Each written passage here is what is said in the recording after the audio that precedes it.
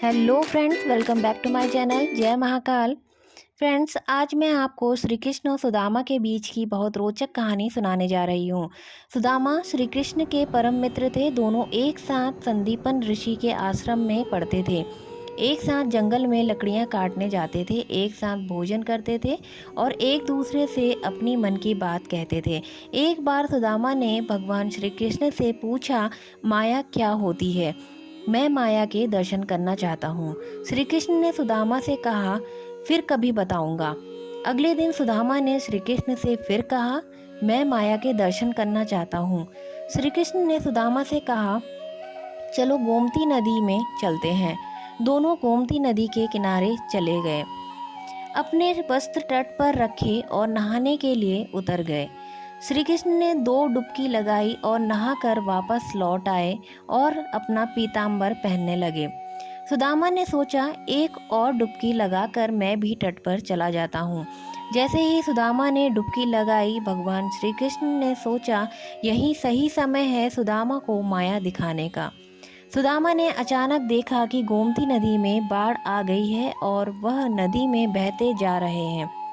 उन्हें समझ में नहीं आ रहा था कि वह क्या कर रहे हैं। बहते बहते वह काफी दूर निकल गए। किसी तरह सुदामा तैरते हुए नदी के दूसरे छोर पर पहुंचे।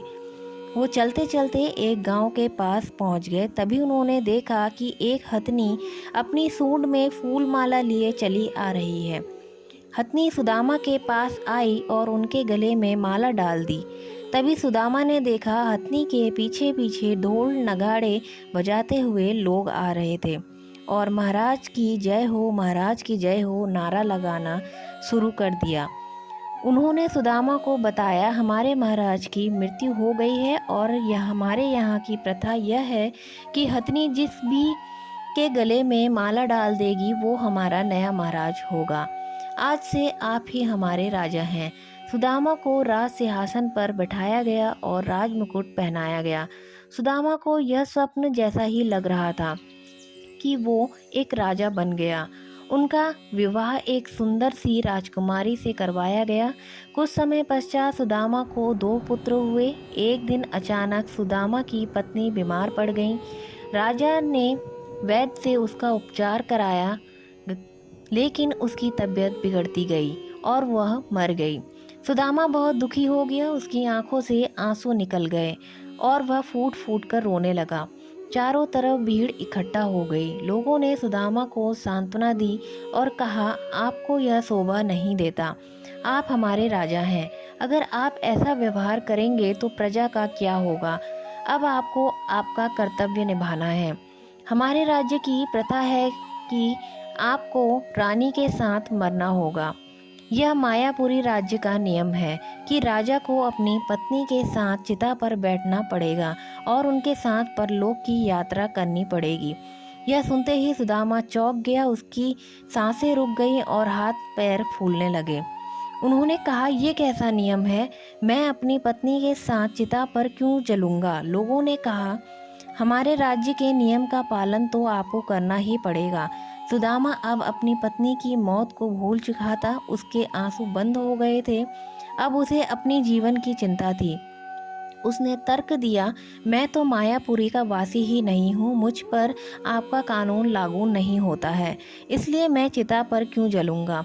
लोग नहीं माने। उन्होंने कहा, आप हमारे राजा हैं और आपको यहाँ का कानून तो मानना ही पड़ेगा।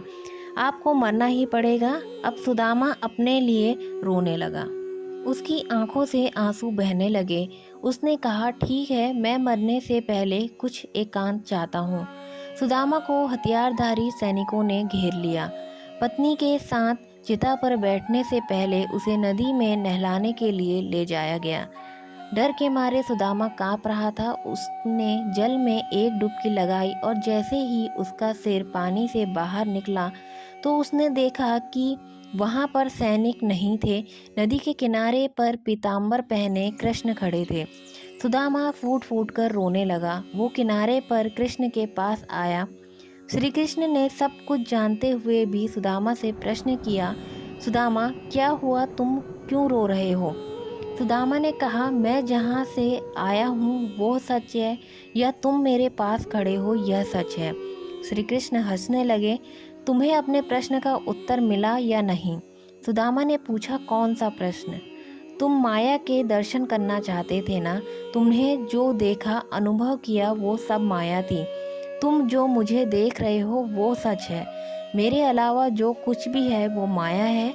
जो मुझ में सब देखता है, मेरा अनुभव करता है, उसे मेरी माया छूती नहीं, ना मनुष्य को नचाती है। लेकिन जो भगवत भक्ति में लीन हो जाता है, वह मोह और माया के चक्कर में नहीं फंसता। तो दोस्तों, वीडियो पसंद आई हो तो लाइक, शेयर, कमेंट करें, सब्सक्राइब जरूर करें। जय Mahakal. Thank you for watching.